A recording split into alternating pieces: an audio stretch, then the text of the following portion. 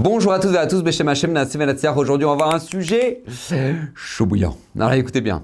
Vous savez, dans la vie, Akadosh Baruch Hu nous donne, et ça je l'avais déjà dit, mais c'est important de se le répéter, Akadosh Baruch Hu nous donne plein de libres arbitres.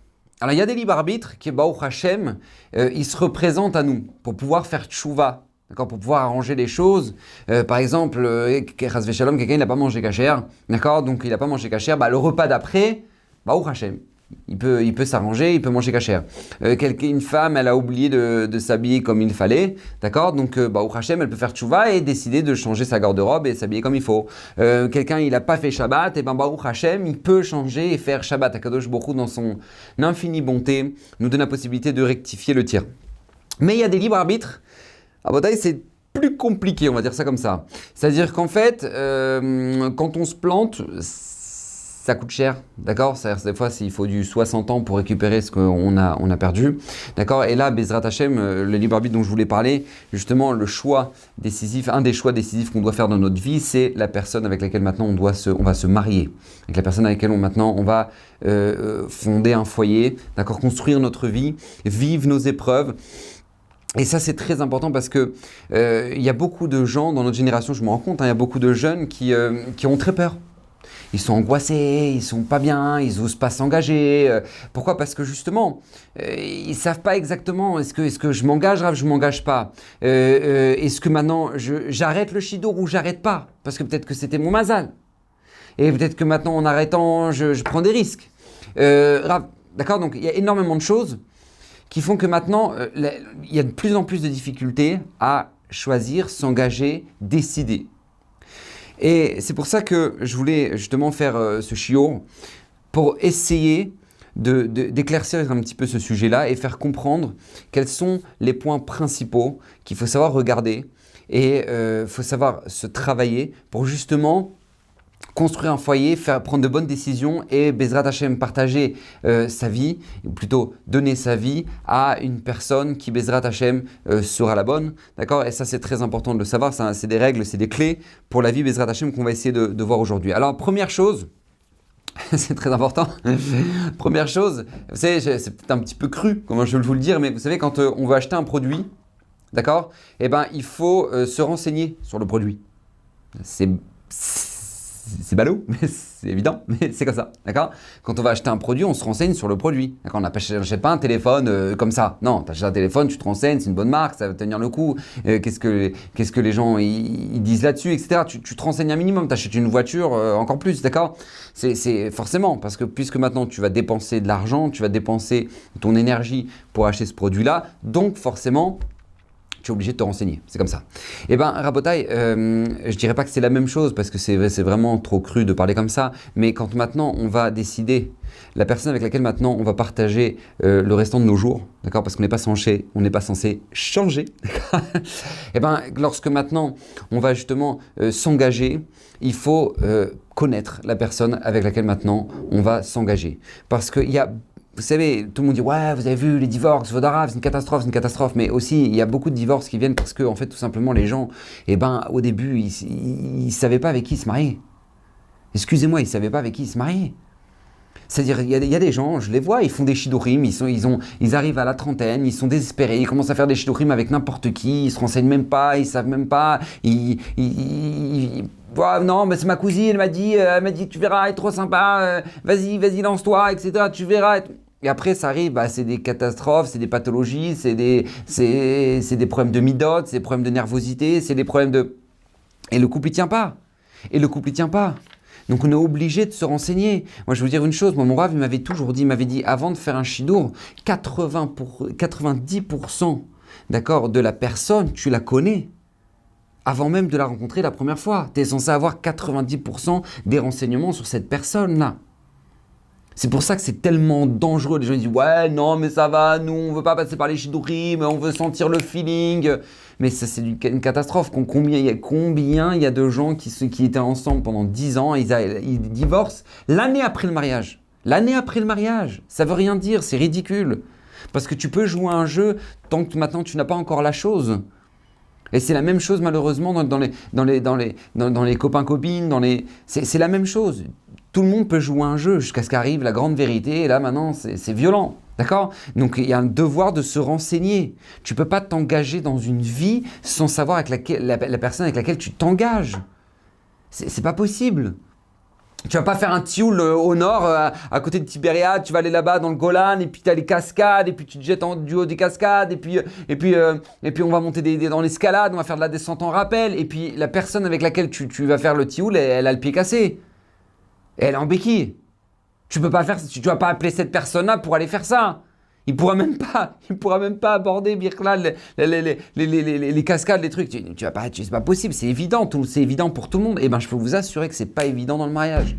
Il y a des gens qui maintenant se lancent dans le mariage, ils se sont même pas du compte que l'autre il a les deux pieds cassés, qu'il n'est pas du tout prêt à être marié, il n'est pas du tout mature, il n'a pas du tout de recul, il n'est pas du tout posé, Donc du coup, qu'est-ce qui se passe? Les gens ils disent ouais, Rav, c'est une catastrophe, qu'est-ce qu'on peut faire? J'essaie de lui parler, et puis il comprend rien. Et puis pourquoi? Parce que ces personnes-là, ils ont pas fait le travail en aval, de se dire maintenant, mais qui il est véritablement, se renseigner, parler avec ses amis, parler avec sa famille, parler avec sa communauté. C'est la base, c'est la base de la base. D'accord? C'est évident et on est obligé parce que la base de notre vie, qui est le mariage, eh ben, elle doit être saine, elle doit être bonne. Ouais, combien il y a de gens, mais je sais pas, ils sont suicidaires. Il y en a, ils disent non, mais Rav, je sais, Bezrat Hashem, je vais réussir à le changer, si Dieu veut. Mais tu rigoles ou quoi? Mais tu as vu de qui tu me parles? Non, mais Rav, c'est vrai, il est un peu embrouillard dans le business qu'il fait, mais c'est parce qu'il est jeune, il est fougueux comme ça, mais non, Bezrat Hashem, il finira par se poser. Mais qui t'a dit un truc pareil? Qui t'a dit qu'il finira par se poser? Qui t'a dit qu'il finira pas le patron de la mafia? T'en sais rien, toi? Non, mais Rav, moi je suis religieuse, Bezrat Hashem. Mais t'as cru que t'étais la femme de Rabbi Akiva ou quoi? Il y a des gens, ils pensent qu'ils sont la femme de Rabbi Akiva. Genre, allô? Moi, je vais le changer, hein, mon homme. Tu verras, il va devenir le gadolador. Mais on n'est pas comme ça. Mais oublie. C'est-à-dire, c'est même pas dans tes rêves. Une personne, si elle est pas, si toi, c'est pas clair, c'est pas les mêmes niveaux, c'est pas les mêmes ambitions, c'est pas les mêmes choses depuis le début, n'espère pas le changer. C'est une prise de risque qui coûte très cher à l'heure actuelle dans les bâtés d'inim, là où on donne les divorces. Ne rentre pas là-dedans. C'est une catastrophe. Combien il y en a qui disent ouais, non, il n'est pas vraiment religieux, on n'est pas vraiment au même niveau, mais bon, si Dieu veut, si Dieu veut, si Dieu veut. Il n'y a pas si Dieu veut. Tu rigoles ou quoi? T'auras pas les nerfs, t'as pas les midotes pour ça, t'as pas la carrure pour ça, t'as pas la patience pour ça, t'as pas l'équilibre mental pour ça, t'as pas tout ça. La femme de Rabbi Akiva, c'était une puissance hors du commun. D'accord? C'était une puissance, elle était hors du commun, Rachel. Elle avait cet équilibre, elle était posée, elle savait donner les encouragements, elle savait voir vraiment s'arrêter à la pnimiout de la personne, à la profondeur de Rabbi Akiva et non pas à ce qu'il représente maintenant. On n'est plus capable de faire une chose pareille. Personne n'est capable de faire une chose pareille. D'accord? Donc stop. On oublie ça.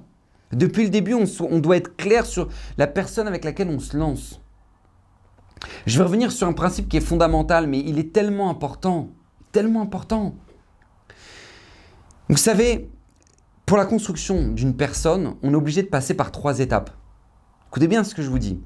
Pour qu'une personne soit équilibrée, elle est obligée de passer par 3 étapes. C'est 3 étapes de la vie. D'accord? Quand un enfant naît, cet enfant-là naît de manière naturelle, égocentrique, égoïste. D'accord? Il ne pense qu'à lui.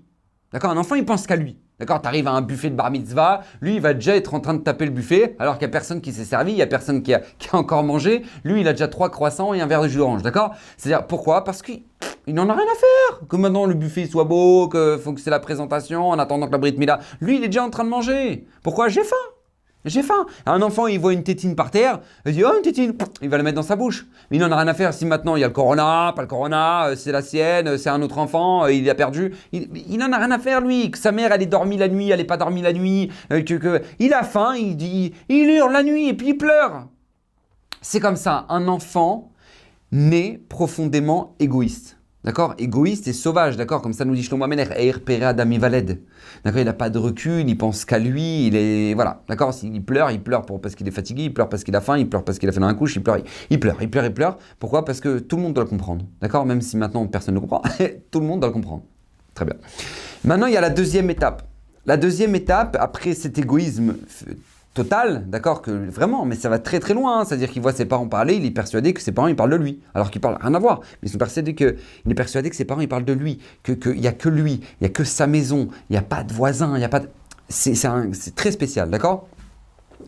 Ensuite, il y a l'étape numéro 2, c'est que l'enfant finit par comprendre qu'il y a lui et puis il y a l'autre, d'accord? Il y a lui et puis il y a l'autre. On l'éduque à table, on lui dit regarde, tu manges pas directement dans les salades avec la fourchette, d'accord? Tu te sers dans ton assiette et ensuite après tu manges. Tu peux pas prendre toutes les serviettes et ne pas penser à tes sœurs. Tu peux pas non plus, d'accord? Il y a énormément de choses qui fait que maintenant c'est pour ça que l'enfant en général il a cette épreuve là du vol à un certain âge où maintenant justement il veut prendre parce qu'il pense que c'est à lui, mais d'un autre côté il sent que c'est à son copain. Donc il dit je le prends pas, je le prends pas, d'accord, c'est cette tentative de vol que tous les enfants passent, d'accord, et c'est tout à fait naturel. Pourquoi? Parce qu'il sait que il y a moi, il y a lui. C'est ça aussi une des raisons de la crise d'adolescence. C'est la crise d'adolescence, c'est qu'il comprend qu'en fait, il veut plus dépendre de ses parents, parce que jusqu'à présent, il n'en a rien à faire, moi, qu'on m'apporte. Là, maintenant, il comprend qu'il ne veut plus dépendre de ses parents, mais d'un autre côté, il sent qu'il est dépendant de ses parents. Donc, à lui, ses parents, le rapport lui-parent devient compliqué parce qu'il veut montrer à la fois qu'il est grand, mais à la fois que, non, dites-moi que vous m'aimez, d'accord? Ça, c'est l'adolescence. Donc, du coup, très compliqué. Il y a le rapport de lui et l'autre et il ne sait pas exactement où est-ce qu'il en est, d'accord? Très bien. Et ensuite, la troisième étape, écoutez bien, très, très importante, la troisième étape, c'est toi pour l'autre. D'accord? 3 pour l'autre. Donc je répète, 3 étapes. Le premier, il y a moi, il y a moi, il y a moi, il y a moi, il y a moi, il y a moi, il y a moi, il y a moi et il y a moi. Okay. La deuxième, c'est il y a moi, il y a toi, il y a moi, il y a toi, il y a moi, il y a toi. Ça m'énerve, il y a moi, il y a toi, il y a moi, il y a toi. D'accord? Ça, c'est la deuxième. Troisième, il y a moi pour toi. Ça, c'est ce qu'on appelle la maturité. Et si dans le corps humain, Kadosh Baruch Hu a fait en sorte que maintenant la maturité corporelle, physique, on l'acquiert très facilement et naturellement de 0 à 20 ans, d'accord? De 0 à 20 ans, le corps grandit, il y a la puberté, etc., etc. Et donc, après 20 ans, c'est tout. Le corps vieillit, mais il ne grandit plus. D'accord? Il n'y a pas d'évolution dans le corps. Là, il ne fait que de vieillir. Eh bien, il faut savoir que si de 0 à 20 ans, il y a, c'est-à-dire tout le potentiel physique qu'on aura toute notre vie, eh bien, il faut savoir que c'est la même chose dans le mental. De 0 à 20 ans, on doit passer par moi, toi, moi pour toi. Moi pour toi. Ça, ce sont les 3 étapes qui sont extraordinairement merveilleuses, d'accord, qu'on est tous obligés de passer, on est tous obligés de les vivre. Mais Rabotai, il faut savoir que c'est très important parce que tout simplement, il y a beaucoup de gens qui disent oh, « t'as vu, lui, il n'a pas changé ». Dire ça, c'est une catastrophe. Il faut savoir une chose, parce que l'être humain, naturellement, il doit sans arrêt être en évolution. Quand tu dis qu'une personne, elle n'a pas changé, c'est comme si tu la maudissais. Parce que tout simplement, c'est une catastrophe, c'est-à-dire qu'elle n'a pas évolué. Vous savez, un crocodile, on n'attendra pas de lui qu'il devienne un rhinocéros. D'accord? Après 120 ans, le croco, il va arriver, je te serre la patte, tu as fait ta mission, colle la cavote. D'accord? Le crocodile, il a fait sa mission de croco. Il ne doit pas devenir un rhino. Très bien. Mais l'être humain, on attend de lui qu'il n'ait un Aïr Péré Adam, il n'est un âne. Il est un animal, Pachouti. Il vit que de ses instincts, de ses désirs. D'accord? Ça, c'est l'enfant. Et il doit devenir un tzaddik. D'accord? Ça, c'est n'importe quel enfant. Quand il sort du ventre de sa mère, le malach lui dit « Tu es tzaddik, valtier racha ». On a tous juré qu'on finira tzaddik et qu'on finira pas racha. D'accord? C'est-à-dire qu'en fait, on a tous juré, en gros, qu'on aurait tous une évolution dans notre vie. Et ça, c'est très, très important à savoir parce que, regardez, écoutez bien ce que je vais vous dire. La grande majorité des divorces, à l'heure actuelle, dans les Baté Dinim, d'accord? La grande majorité, je ne parle pas de ceux qui sont des cas sociaux ou des cas psychologiques ou psychiatriques, d'accord? Que bon, bah ça, en malasot, heureusement, Baruch Hashem, qu'Hachem a créé le divorce pour ça. Mais je parle des cas a priori normaux, d'accord? Que maintenant, eux, ils avaient une vie et puis il y a quelque chose qui a clashé et que ça y est, ils en ont eu marre et ils se sont séparés, d'accord? Ce qui est très important de savoir, c'est que justement, ces couples-là, ce sont des couples qui justement se sont arrêtés ou à la première étape de l'évolution ou à la deuxième. Mais ils ne sont pas arrivés à la troisième. D'accord? Donc, ou ils sont restés profondément égoïstes, je ne parle pas des deux, d'accord? Il y a un plus que l'autre, on n'en sait rien, d'accord? Ça ne nous intéresse pas. Mais maintenant, qu'est-ce qui se passe? Il y a forcément, dans le couple, il y a eu de l'égoïsme. D'accord? Donc l'égoïsme, forcément, ça amène au divorce. Parce qu'à partir du moment où maintenant une personne, elle vit pour elle, d'accord? Une personne, je sais pas moi, elle est Shabbat matin, et puis maintenant, voilà, et les copains, ils font Khaïda, ils font kidouche, allez, vas-y, viens boire un coup, truc, machin, ils descendent toute la bouteille, après, truc, allez, il y a un autre kidouche, allez, on s'arrête à l'autre kidouche, après un autre kidouche, après un autre kidouche, il rentre chez lui, il est bourré. Il rentre chez lui, il est bourré, c'est une catastrophe. Et ma pachoute, la femme, elle pète un câble. Elle est avec les enfants, elle attend, il rentre, soi-disant de la Beta Knesset, il est déchiré. En kazé davar. Mais d'où ça vient ça? Ça vient de l'égoïsme pur. C'est-à-dire moi j'en ai rien à faire, ma famille, ma femme, truc. Moi je pense à moi et j'ai envie de me détendre. J'ai envie de kiffer.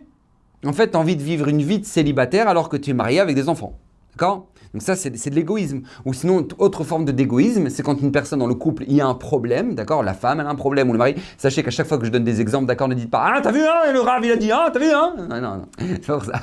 C'est tout simplement l'un comme l'autre. La femme, elle a un problème, d'accord? Et il y a un truc qui lui prend la tête, tout le monde va prendre.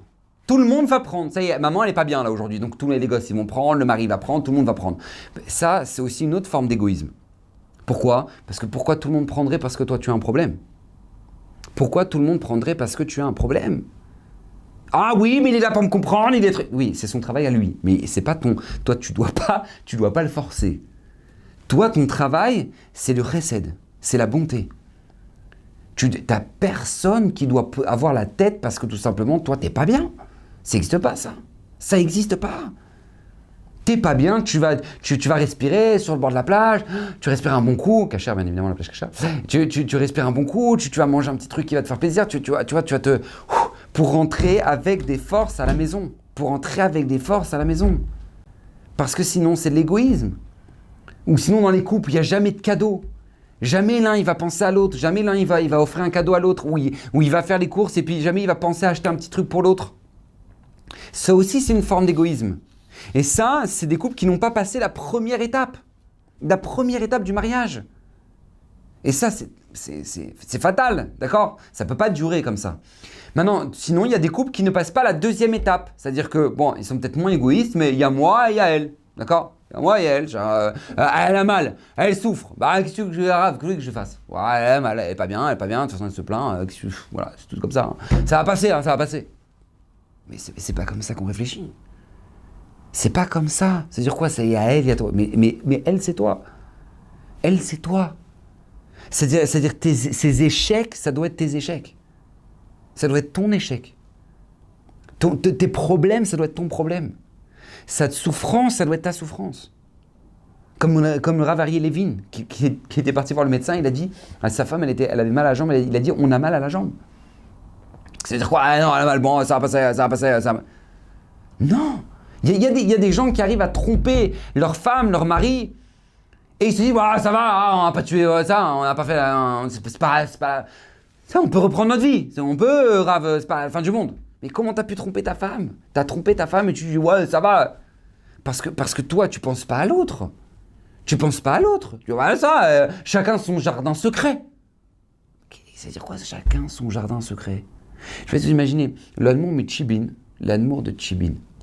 Sruto Yagen Alenu, Gaon Michibin, un homme d'une puissance colossale, d'accord? Les gens ils venaient partout pour lui poser des questions au Gaon Michibin. Il habitait à Yerushalayim. Et les gens, donc il avait toujours plein de monde à table, etc. D'accord? Des gens à des tables extraordinaires, Shabbat. Et il était très très makpid, il était très très soigneux, que lorsque maintenant on parle à table de sujets de Torah, on parle de sujets que sa femme comprenne. On ne parle pas de sujets que sa femme, elle va être... on parle de la Gemara, truc, un ksot achoshen dans la suga de... Non, on ne parle pas de ça. Pourquoi? Parce que ma femme, elle ne comprend pas. Et quand on est à table, c'est le moment où Baruch Hashem, c'est un moment familial où que j'ai, moi aussi, avec ma femme. Et donc, du coup, qu'est-ce qui se passe? Je veux que ma femme, elle comprenne les discussions qu'il y a à table. C'est combien de fois ça manque dans le couple? Combien de fois il y en a qui invitent leurs associés, et puis parlent business, et puis elle est de l'autre côté, elle ramène le plat à table, mais elle ne fait pas partie de la discussion. Alors que d'où ça vient? C'est parce qu'il y a moi, il y a toi. Il y a moi et il y a toi. D'accord? On parle business, ça va, tantôt ma femme, c'est pas la fin du monde. Combien il y en a qui se marient, des jeunes mariés, ils vont se faire des soirées PlayStation. Les soirées PlayStation, entre potes, trucs et machin. Mais t'as cru que t'étais célibataire ou quoi? Et quoi, ta femme en attendant, elle fait quoi? Elle regarde son téléphone et toute seule chez elle à la maison parce que toi t'es encore en train de faire dans ton trip avec tes copains. Mais ça n'existe pas ça. Comment ça existe une chose pareille? Parce qu'encore une fois, il y en a qui sont arrêtés à la deuxième étape. Il y a toi, il y a moi. Il y a toi et moi. C'est-à-dire toi t'es là, au Hachem t'es là et moi je suis là aussi, je mon truc. D'accord, voilà, chacun fait ta life, moi je fais la mienne. Alors que c'est pas comme ça, Rabotaï, on ne peut pas arriver, écoutez bien ce que je vous dis, on ne peut pas arriver sous la roupa tant qu'on n'est pas arrivé à la troisième étape dans notre maturité. Que moi, je suis là pour toi. Que moi, je suis là pour toi. Vous savez que pour combien de couples, les enfants passent avant le couple? Vous savez combien de parents, on peut les interroger, on peut leur demander, mais qui tu aimes le plus, tes enfants ou ton mari? Qui tu aimes le plus, tes enfants ou ta femme? Et si ces gens-là répondent « j'aime plus mes enfants que mon conjoint », c'est qu'il y a un gros problème dans le couple. Parce que tes enfants, viendra le moment où ils vont se marier, ils vont faire leur vie. Et puis peut-être qu'ils se rappelleront qu'il faudra t'appeler avant Shabbat. Peut-être qu'ils se rappelleront qu'il faudra appeler avant Shabbat. Mais toi, avec qui tu vas rester? Avec ton mari, avec ta femme. Et si tu n'as pas construit ça, ça sera cata. Combien il y en a qui marient tous leurs enfants et après ils divorcent? Carnage. Pourquoi? Parce qu'en fait, ils n'ont plus rien à se dire. Ils n'ont plus rien à se dire. Alors c'est très important parce que nous, on doit savoir. Je vous ai donné un schéma en théorie comme ça. Voilà, toi et toi, et après il y a toi pour l'autre, toi et l'autre, et toi pour l'autre. C'est vrai, mais chacun de nous doit se connaître. Où est-ce qu'on en est, nous? Avant même de se marier, on doit savoir où est-ce qu'on en est. Est-ce que moi maintenant je suis apte, je peux me marier? À quelle étape je suis dans ma vie? Je sais pas, quand j'arrive chez mes parents, est-ce que je suis un profond égoïste et je pense qu'à moi et je regarde ce qu'il y a dans le frigo et ce qu'il y a... Ou non, tu sais que ton père rentre du travail, ta mère elle rentre du travail et tu as débarrassé la table, tu as fait la vaisselle, tu as voulu aider dans la maison parce que qu'est-ce qui se passe? Tu sais que tu n'es pas seul. Mais ça parle énormément. Si toi tu dis, ouais, de toute façon, j'ai rien à faire, de toute façon, si je suis pas content, je commande une pizza. Mais ça, c'est l'égoïsme le plus total possible. Mais c'est inimaginable. Une personne qui maintenant, je sais pas moi, elle est avec ses potes, ou elle est avec ses copines, et puis maintenant, je sais pas, ils commandent un Uber, ils sont 5 et il y a 4 places dans le Uber, d'accord? Comment tu réfléchis à ce moment-là? Oh, tu vois, de toute façon, c'est moi qui le commande, donc c'est sûr que je serai dans l'Uber parce que c'est moi qui le commande, donc après, ils se débrouillent. Hein. Ou non, tu te dis, attends, mais il y en a une qui va rester toute seule, viens, on essaie de s'arranger, on se partage l'Uber avec elle, etc., etc. Comment tu réfléchis dans ces moments-là? Quel est ton réflexe? Est-ce que tu as un réflexe de ramener de l'oxygène? Quand tu rentres dans ta maison, quand tu rentres avec tes amis, est-ce que tu es source de joie ou tu es source d'angoisse? Ou tu es source d'angoisse? C'est très très important de savoir où est-ce qu'on en est. Parce que vous savez, il y en a qui se plaignent de tout. Ils se plaignent de tout. Ils sont jamais contents. C'est très important de savoir ça, d'analyser ça dans une discussion avec une personne. Est-ce que maintenant, quand toi, on te parle d'un sujet, tu es là pour critiquer ou tu es là pour amener quelque chose de constructif? Est-ce que toi, tu es très attaché à l'actualité, par exemple? Ça aussi, ça parle énormément. Parce qu'une personne qui est très attachée à l'actualité, c'est forcément une personne qui aura beaucoup de mal à être positive, qui aura une tendance, bien évidemment, naturelle à être négative. Bah oui, parce que dans les actualités, on te parle que de trucs qui sont angoissants, et voilà, c'est la fin du monde, et encore un meurtre, et encore un truc, et encore voilà, le corona, et puis tant de morts, et puis tata. On ne te ramène pas des choses positives, on veut t'angoisser dans les informations. Donc du coup, qu'est-ce qui se passe si toi, tu es très attaché aux informations? Ça parle beaucoup sur toi. Parce que ça veut dire que toi, naturellement, tu auras un facteur tu auras un facteur énorme d'être négatif. D'accord? C'est pour ça qu'il faut se faire ce travail-là maintenant. Savoir s'analyser, savoir avoir un esprit, un regard critique sur nous-mêmes. Parce que je vous assure, tout ce que vous pouvez connaître de vous-même, tout ce qu'on pourra vous dire de vous-même avant même que vous soyez marié, c'est rien. C'est rien par rapport à ce que tu es véritablement et ce que tu vas découvrir quand tu vas te marier. Mais c'est rien du tout, walou. Quand tu vas te marier, mais vous savez, comment on dit, l'amour rend aveugle et le mariage dure la vue. D'accord? C'est comme ça. Mais c'est comme ça. Parce que quand maintenant, toi, c'est vrai, t'es peut-être quelqu'un qui tu dis oui ou non, mais moi je suis bon, et puis dans ma famille, ils m'aiment bien. Non, ça veut dire quoi, ta famille t'aime bien? Ta famille te supporte peut-être. Mais ça veut dire quoi, ils t'aiment bien? Réfléchis, est-ce que vraiment ils t'aiment bien? Est-ce que vraiment maintenant, t'es quelqu'un de... Ou sinon, quand t'es pas là, ils peuvent se passer de toi. C'est important de savoir ça. Parce que tu sais, je vais te dire une chose. Viendra un moment dans ta vie où si jamais maintenant ton conjoint, il a pris du poids et qu'il a besoin de maigrir. Et bien ton conjoint, qu'est-ce que tu vas faire à ce moment-là? Comment tu vas réagir à cet instant-là? Où lui maintenant il a besoin de faire des régimes, ou elle a besoin de manger des salades. Est-ce que toi tu me dis, oh, attends, mange tes salades et moi laisse tomber, hein, laisse-moi manger mon sandwich, mon hamburger. Ou non, est-ce que maintenant toi pour l'aider, tu vas être capable de l'accompagner dans son régime? De là, ça dépend de beaucoup de choses. Ça montre une grande source de bonté. Ou non, tu te dis, oh, non, ta vie et ma vie, rien à voir. Hein. Quand maintenant les deux, vous serez crevés, vous allez vous coucher le soir, vous serez crevés, et que maintenant à 2h du matin, l'enfant il va se mettre à pleurer parce que maintenant il a mouillé les draps et il a fait dans sa couche et machin. Ok? Maintenant qu'est-ce qui se passe? Vous deux, vous êtes crevés. Maintenant qu'est-ce que tu vas faire? Est-ce que tu vas dire, oh, attends, moi je suis crevé, elle est crevée, on est tous les deux crevés, mais moi je suis plus crevé qu'elle, d'accord? Parce que moi je bosse plus, donc je suis plus crevé qu'elle. Bien que ce soit dans la grande majorité faux, mais je suis plus crevé. Donc est-ce que maintenant toi tu vas la laisser se lever toute seule? Ou maintenant toi tu vas prendre le devant, ou même si maintenant elle va se lever, tu vas l'accompagner parce qu'à deux, c'est toujours plus rapide. Comment tu vas réfléchir? Et ça, tu ne te connais pas là-dedans parce que tu n'as jamais été confronté à ce genre de situation. Et c'est des situations qui sont tellement importantes, tellement révélatrices. Au moment où maintenant, il y a la choupa, elle est à 20h, et que toi maintenant, il est 20h, et que ta femme, elle est en train de choisir son 3e habit parce qu'elle ne sait toujours pas comment s'habiller pour le mariage. Et toi, tu pètes un câble, tu dis « Ouais, t'aurais pas pu choisir avant, pourquoi c'est maintenant? Et il y en a marre !» Et maintenant, alors que maintenant, toutes les choupottes commencent en retard, et tu auras largement le temps d'arriver avant la choupa, mais toi, tu veux là parce que tu voulais gratter le buffet d'avant, d'accord? Maintenant, qu'est-ce qui se passe? Regarde. Quelle patience tu as su avoir dans ces moments-là? Tu n'as jamais été confronté à ce genre d'épreuve. Mais comment tu vas être? Ça, c'est que dans le mariage qu'on est confronté à ça. Moi, je me rappelle, j'ai eu l'occasion, une fois, j'étais chez Raphaël Kanievski. C'était Motzei Shabbat. C'était un Motzei Shabbat parce qu'à l'époque, d'accord, Raphaël Kanievski, tous les gens pouvaient rentrer chez lui Motzei Shabbat pour aller écouter sa Havdalah. Donc nous, les Bachorim, on se faisait un kiff, on allait, il y avait déjà énormément de monde, c'était plein à craquer, d'accord?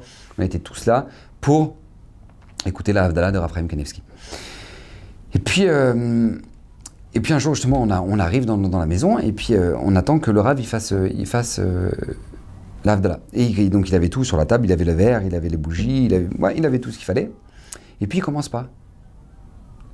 Et puis il se tourne vers sa bibliothèque comme ça, il prend sa Gemara et il se met à étudier. Donc les gens ne comprennent pas, qu'est-ce qui se passe, pourquoi le Rav fait pas Havdalah, pourquoi...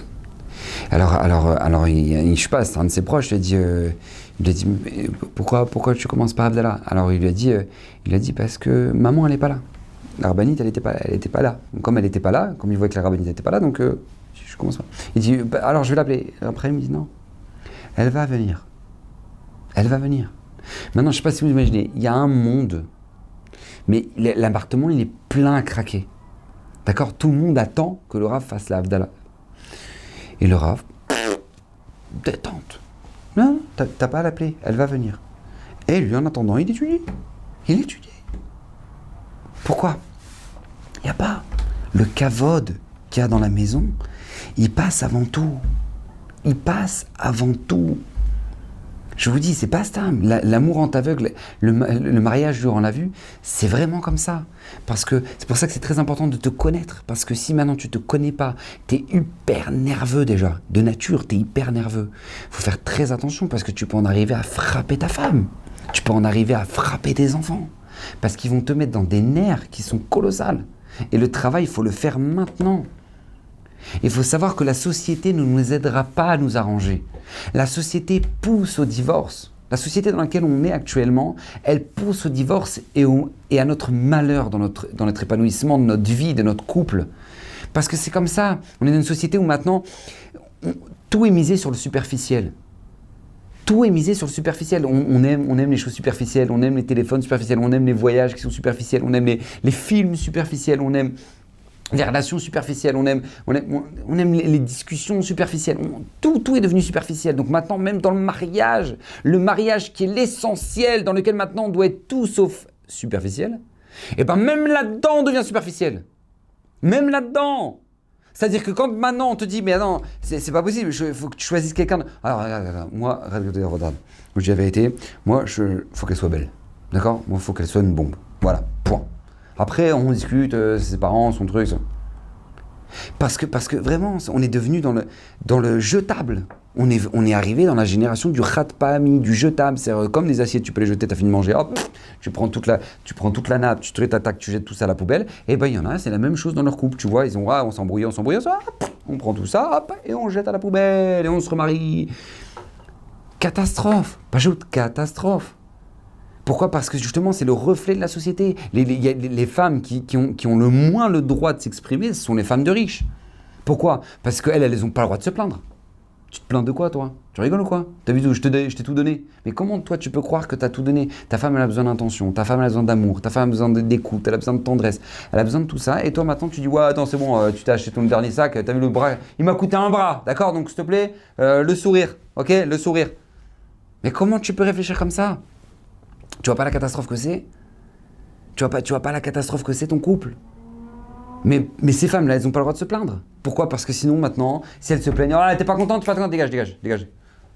C'est horrible. Et ça, c'est le premier point qui est catastrophique dans la société dans laquelle on est. Dans laquelle maintenant, on nous pousse à la superficialité sans arrêt, donc de rapports superficiels, alors que maintenant, pour avoir le véritable bonheur dans le couple, il faut avoir quelque chose de fort, quelque chose de construit, quelque chose sur lequel maintenant on a investi. On a investi. Personne au monde va construire une société qui est superficielle. N'importe quel patron, il est obligé de payer des impôts, il est obligé de savoir avec qui il va s'associer, il est obligé d'investir de l'argent, il est obligé d'investir du temps, il est obligé d'investir des efforts. Il est obligé, parce que c'est comme ça. Donc s'il est obligé de faire tout ça, tous ces efforts-là pour monter sa boîte, alors pour monter le bonheur dans ta vie qui est ton couple et l'épanouissement qui sera toute ta vie, combien tu dois savoir t'investir? Mais c'est très compliqué quand maintenant on est devenu très superficiel. D'accord? Ça, c'est le premier point. Deuxième point sur lequel maintenant la société nous pousse justement à ne pas vivre ce bonheur-là dans notre couple, c'est tout simplement sur le fait que maintenant la société pousse à l'égoïsme.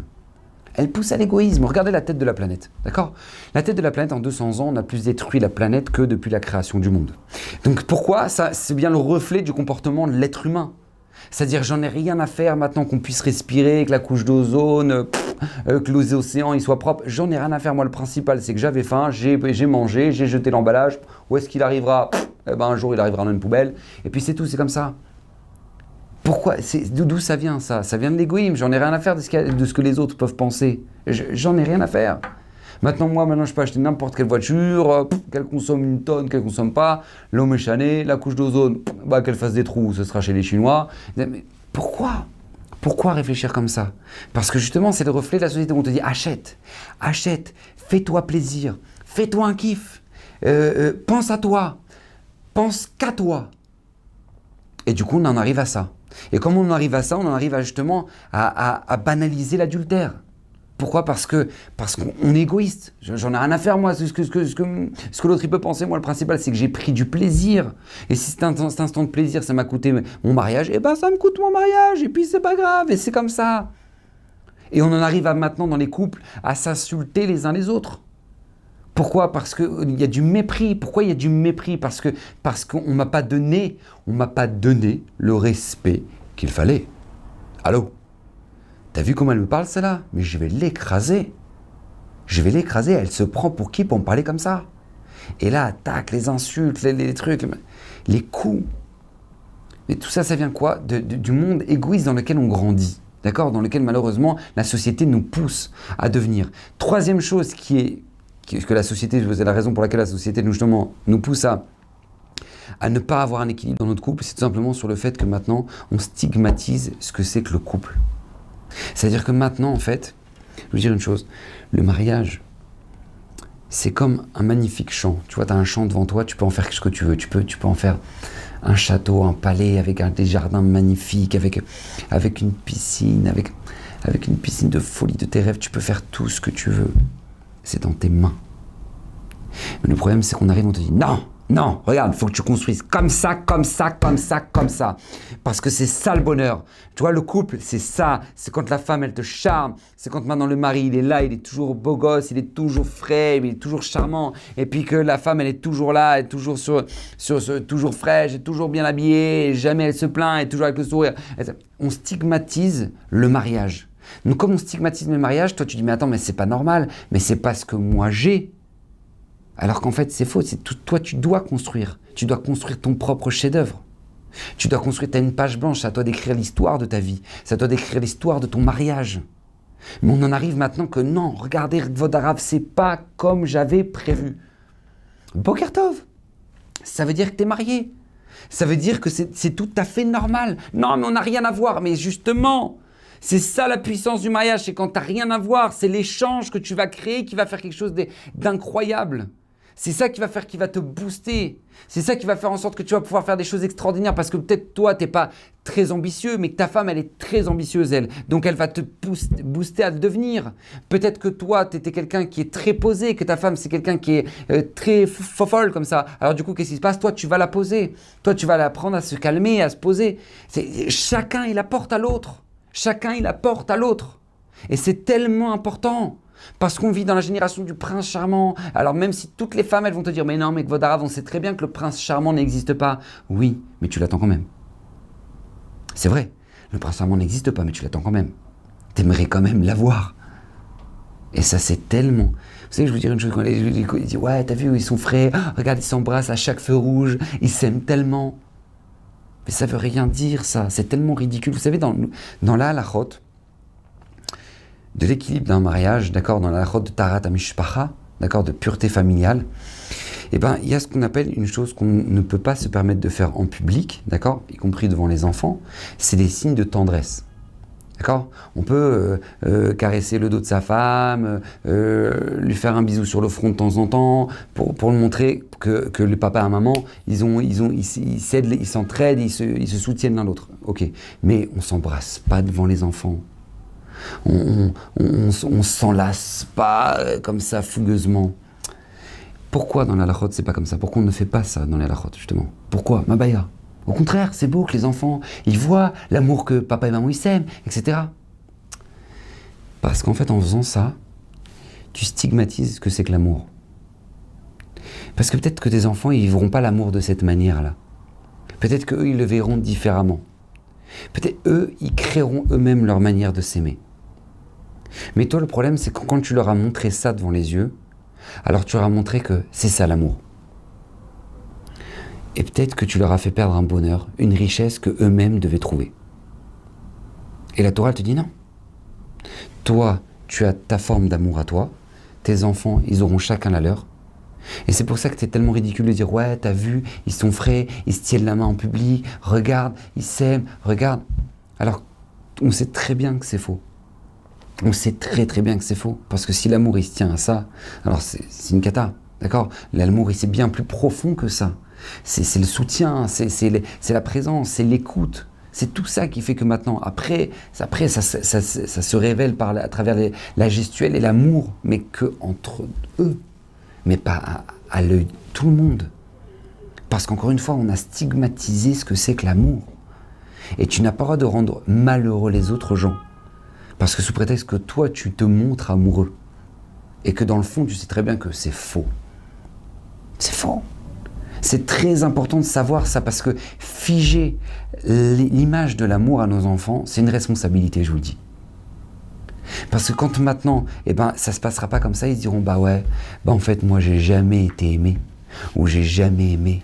Alors que c'est faux. T'as aimé à ta manière, t'as été aimé à sa manière.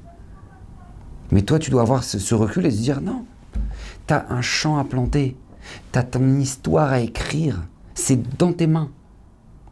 Et ça, c'est très très important pour des raisons pour lesquelles maintenant faut être très très vigilant sur le fait que maintenant la société nous vend ça.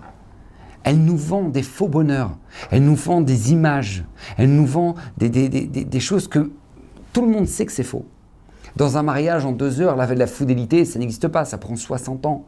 C'est du travail, c'est du quotidien. C'est quand maintenant tu rentres du travail et que maintenant, toi, t'as encore tu es encore dans tes pensées, là, à ce moment-là, et ben tu t'arrêtes et tu dis d'un coup de téléphone, tu dis, voilà, ma chérie, je rentre dans 20 minutes, voilà, tu préviens ta femme, tu l'avertis, tu as pensé à elle, tu envoies un petit message dans la journée. Ça, c'est le vrai amour. Ça, c'est de la passion. Ça, c'est ça qui crée du respect. Parce que tu montres que tu ne penses pas qu'à toi, tu penses à l'autre. C'est pour ça que c'est tellement primordial de se construire dans notre personnalité, d'avoir acquis ces 3 étapes-là. Il y a toi, toi, toi. Après, il y a toi et l'autre, et il y a toi pour l'autre. Savoir où tu en es, mais savoir clairement. Parce que tu verras que même quand tu penses qu'il y a toi pour l'autre, tu verras que malheureusement, tu es resté aux étapes d'avant. Et c'est pour ça que c'est très important de travailler ces midotes, travailler ces traits de caractère. Regardez comment tu es au volant. Au moment où tu es en train de conduire là maintenant, l'autre, voilà, et tu as fait une queue de poisson, voilà, là, qu'est-ce que tu vas faire là maintenant? Tu vas casser tout le monde? Tu vas dire, attends, tu vas voir au feu rouge, je vais me mettre à côté de lui. Comment tu vas réagir? Ça révèle beaucoup du caractère de la personne, de ce qu'elle est véritablement. Au moment où maintenant, je sais pas moi, tu es en train de faire la queue à la caisse, et puis maintenant il y a quelqu'un qui passe devant toi. Comment tu réagis à ce moment-là? Est-ce que d'un coup tu as les nerfs? Est-ce que d'un coup tu dis, ouais, c'est pour qui? La dernière fois, j'étais à la maison, et puis j'entends boum, boum, boum. Je ne comprenais pas ce que c'était. Pourquoi? C'est quelqu'un qui fracassait la porte de l'ascenseur devant la porte de mon appartement. Et boum, il était 10h du soir. Donc moi, je m'approche de la porte, je regarde, et en fait, c'était un pizzaiolo. C'est-à-dire, il était venu déposer la pizza, mais comme maintenant, il y avait plein de gens qui prenaient l'ascenseur au même moment, donc l'ascenseur n'arrivait pas. Et comme lui, il s'était énervé, bam, bam, bam, il fracassait la porte de l'ascenseur. J'ai ouvert la porte, je lui ai dit, mais arrête-toi. Mais arrête-toi. Mais je vais te dire une chose, et je lui ai dit comme ça. Je lui ai dit, ne t'arrête pas seulement pour la porte, ne t'arrête pas seulement parce que mes enfants dorment, mais arrête-toi pour ton futur mariage. Pour ton futur mariage, tu ne peux pas te permettre de réagir comme ça, alors que maintenant, tu dois attendre un ascenseur. Mais t'imagines, un jour où maintenant ta femme, elle va te faire attendre parce que t'es dans la voiture et elle te dit « ouais, j'arrive ». Alors qu'en fait, elle est en train de mettre 5 fois son kissouille roche et que toi maintenant, t'es dans la voiture et t'es en train d'attendre et ça fait déjà 10 minutes. Comment tu vas réagir? Tu vas tout casser? Tu vas partir sans elle? Mais c'est pas possible. Mais ça, c'est des choses qui révèlent le caractère de la personne. Au moment où maintenant une personne, elle a vu, t'as envoyé son message, la personne, elle a vu, mais elle n'a pas réagi. Elle t'a pas répondu. Comment tu es à ce moment-là? Tu juges mal? Tu regardes mal? De toute façon, c'est un égoïste, de toute façon, Regarde, ce qui se passe dans ta tête.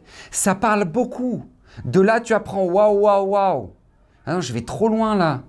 Alors que la personne n'a aucun rapport, elle a ouvert son message, elle a juste dit, d'un coup sa femme elle lui a parlé, donc elle n'a pas voulu répondre dans son téléphone, et toi maintenant tu parles, ouais t'as vu, elle va me parler des trucs, c'est comme ça, de toute façon c'est un égoïste, j'ai toujours su que de toute façon je peux jamais compter sur lui. Alors que c'est faux. Mais ça parle beaucoup, la manière dans laquelle on interprète les événements de notre vie révèle énormément sur notre personnalité. Et ça maintenant c'est quelque chose qu'on doit travailler maintenant, avant le mariage. Parce qu'après le mariage, c'est beaucoup plus difficile de travailler ça. Parce qu'on a tellement de choses à construire déjà ensemble.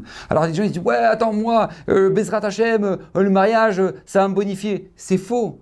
C'est faux. Le mariage, si tu n'es pas dans un esprit d'évolution justement, toi-même, tous les jours, dans ton quotidien, à vouloir te transformer, à vouloir changer, à vouloir être quelqu'un de bon, alors il n'y a pas de raison que le mariage te rende meilleur. Au contraire, ça va t'aigrir. Mais si maintenant, toi, au contraire, tu es dans une dynamique qui est bonne, eh ben, tu verras le mariage, ça va te propulser de manière incroyable. Et tu verras le bonheur, tu pensais que tu faisais plaisir à des gens, tu verras ce que c'est que faire plaisir à des gens. Tu verras ce que c'est que maintenant, que la vie te rend l'investissement que tu as su faire sur toi-même. Tu verras combien toi, lorsque maintenant tu étais en train de faire quelque chose, tu as fait ce travail sur ta colère, tu as fait ce travail sur... Tu verras que quand maintenant tu auras tes enfants et que maintenant tu ne te seras pas énervé et que tu auras compris qu'en fait tu as bien fait au final de ne pas t'être énervé, tu verras combien ça va t'apporter. Tu verras combien ça t'aura enrichi. Et ça, c'est primordial. Donc n'oublie jamais, à Bretagne, on est dans une génération justement où on se doit de faire ce travail-là, justement avant le mariage, parce que jamais rien n'est acquis, parce que justement la société nous empêche de faire ce travail-là. Donc on doit se doit de le faire avant le mariage pour Bezrat Hachem arriver sous la choupa avec la 3e étape en main et se dire Baruch Hachem, Siman Tov Mazel Tov, pouvoir construire une Beit Neman B'Israël Bigdusha ou Tara, qu'Hachem vous bénisse. TorahBox, c'est une véritable yeshiva en ligne qui va vous permettre d'étudier les textes de référence dans les mots Talmud, Livre des prophètes, Chassidut, Moussar, Pensée juive, Halakha. Des dizaines d'œuvres disponibles avec pour chacune d'elles un enseignement adapté. En un seul clic, où que vous soyez, à n'importe quelle heure du jour ou de la nuit. Étudiez enfin tous les sujets que vous avez toujours rêvé d'approfondir. Alors, travailler le GAN, c'est la sotte Védivrei Torah, c'est travailler les paroles de l'étude de la Torah. Et c'est quoi garder le GAN? C'est l'ishma, mitzvota, de garder les mitzvot. Aujourd'hui, la Torah n'a jamais été aussi proche de nous.